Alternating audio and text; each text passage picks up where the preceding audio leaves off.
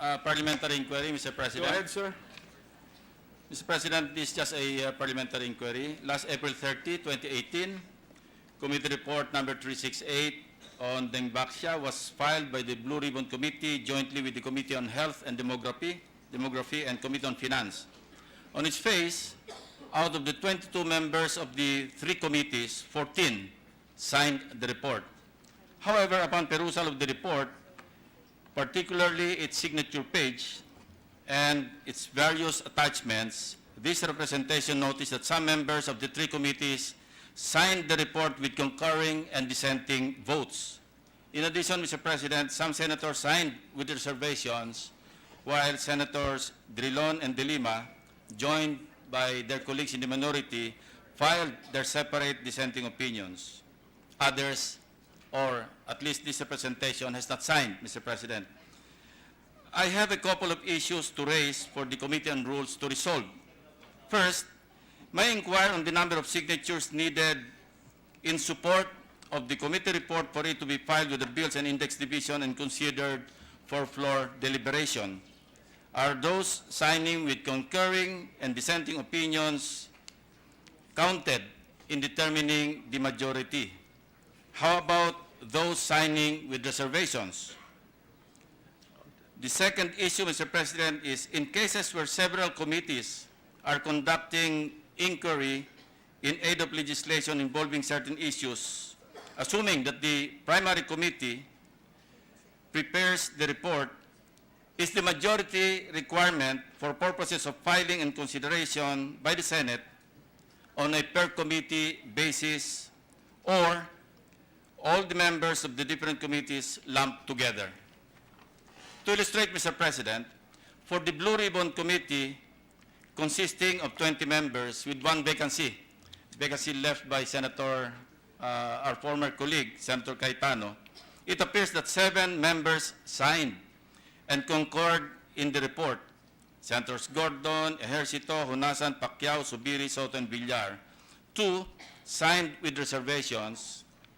4 signed with concurring and dissenting votes. And 1 dissenting vote, as I said, joined by his colleagues in the minority. With respect to the Committee on Health and Demography, Mr. President, with 14 members, it appears that 5 members signed and concurred in the report. 4 signed with concurring and dissenting votes, 2 dissenting votes, and 3 did not sign the report. In the Finance Committee, with 20 members, it appears that 7 members signed and concurred in the report. 2 signed with reservations, 4 signed with concurring and dissenting votes, etc., etc. Now, may I point out, Mr. President, Section 22 of Resolution Number 5, otherwise known as the Rules of Procedure Governing Inquiries in Aid of Legislation, adopted by the Senate on August 9, 2010, and which was published on August 19, 2016. I would just read the portion that is relevant to the issue at hand, Mr. President. It says here, the report shall be, Section 22, Report of Committee.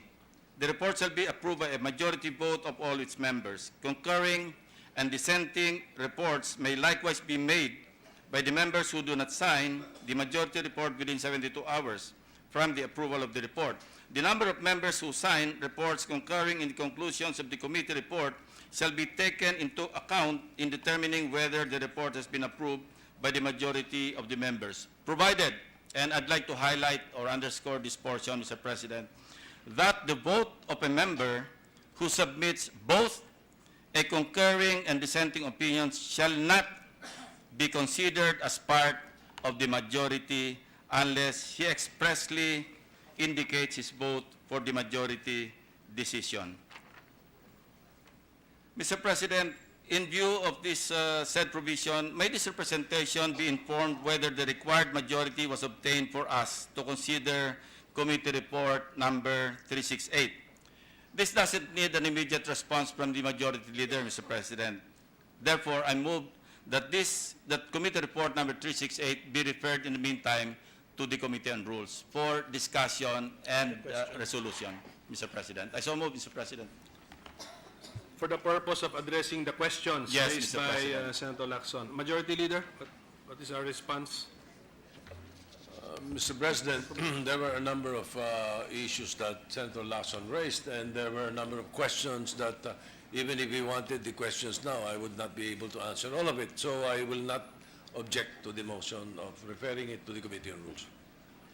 Because some of the questions are factual questions. So, okay, so is there any objection? Okay, hearing none, the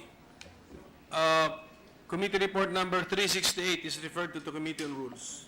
Thank you, Mr. President.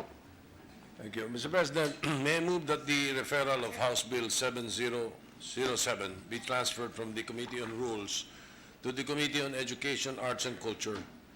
House Bill 7007 is a measure entitled An Act